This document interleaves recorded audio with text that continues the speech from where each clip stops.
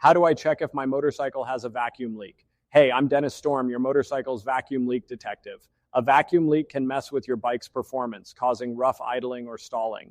To check, start the engine and spray carb cleaner or soapy water around the intake manifold, vacuum hoses, and gaskets. If the RPMs change or bubbles form, you found the leak. Inspect hoses for cracks and tighten any loose clamps. Fixing a vacuum leak can make your bike run like new. Want more troubleshooting tips? Visit racex.com and sign up for the motorcycle mechanics course, or drop your questions in the comments below.